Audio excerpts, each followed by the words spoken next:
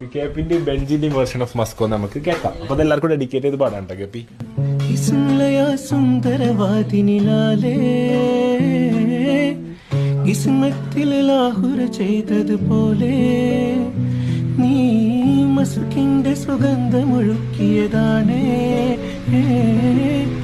അതിലായി വളഞ്ഞു കിനാക്കരമേലേ പാതിരാവിലെ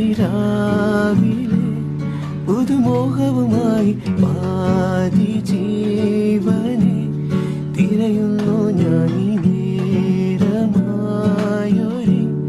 മലിഹാറിലെ മെല്ലെ തേരിലേറിയ